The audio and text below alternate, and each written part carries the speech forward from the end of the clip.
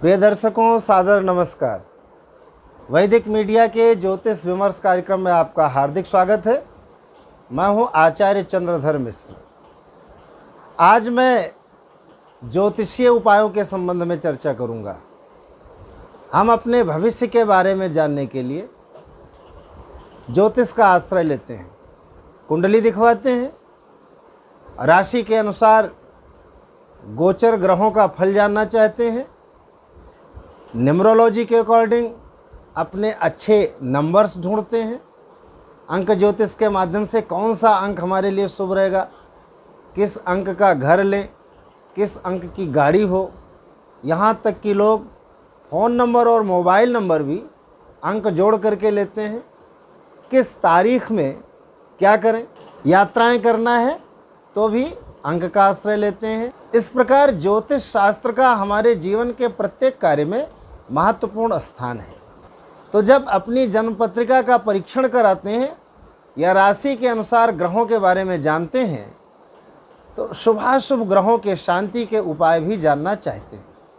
शुभ ग्रह है, उसका प्रभाव चल रहा है तो किस प्रकार शुभता और बढ़े जिससे कि हम अच्छा कुछ कर सकें, और यदि अशुभ ग्रह का प्रभाव चल रहा है, महादशा चल रही है, अंतर्दशा चल रही है, गोचर में ग्रह अशुभ फल देने वाले हैं, तो इनका क्या निदान है, हम क्या उपाय करें जिससे इनका अशुभ प्रभाव नष्ट हो जाए।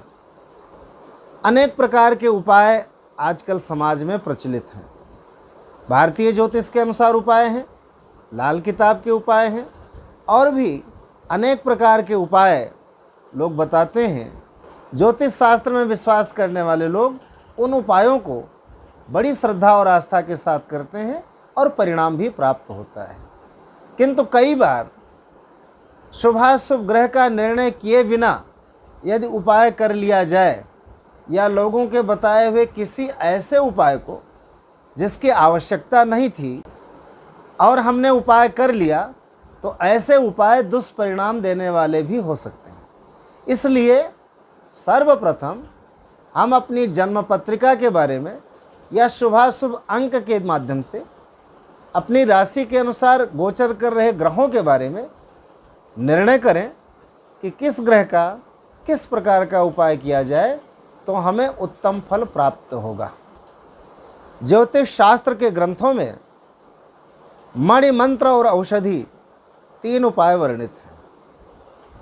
ग्रहों के लिए मणियों को धारण करना, मंत्र जप का अनुष्ठान करना कराना, और अस्वस्थता की स्थिति में जब ग्रहों का प्रभाव अत्यंत प्रतिकूल हो जाए, स्वास्थ्य पर बुरा प्रभाव पड़े तो औषधि का भी प्रयोग अवश्य करना चाहिए।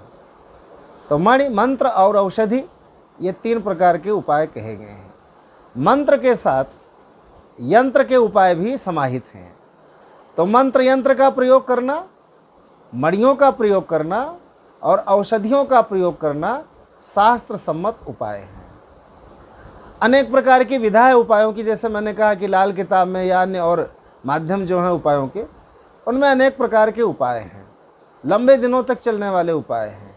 कुछ ऐसे उपाय भी होते हैं जिनको कर पाना अपने जीवन में बड़ा कठिन होता है। तो पहले तो यह निश्चित हो कि ग्रह अशुभ है या शुभ है, हमारे जीवन में इसका कैसा प्रभाव होने वाला है। फिर शुभ और अशुभ ग्रह के निर्णय होने के उपरांत शुभता वृद्धि के लिए और अशुभता नष्ट करने के लिए उपाय करना चाहिए। दोनों के लिए पृथक पृथक उपाय हैं। कब मणि धारण करना है अर्थात रत्न पहनना है, यंत्र धारण करना है, कब मंत्रानुष्ठान करना चाहिए, और कब औषधियों और जड़ी बूटियों का प्रयोग ग्रह शांति में किया जाए, इसका निर्धारण आपकी कुंडली में स्थित ग्रहों के शुभाशुभ स्थिति के अनुसार ही हो पाएगा। यदि आपके जीवन में भी ग्रहों के शुभ अथवा अशुभ प्रभाव के कारण अनुकूल या प्रतिकूल प्रभाव हो रहा है तो शुभ ग्रह की अनुकूलता और बढ़े इसके लिए और अशुभ ग्रह की प्रतिकूलता नष्ट हो जाए इसके लिए उपाय अवश्य करना चाहिए। आप देखते रहिए वैदिक मीडिया।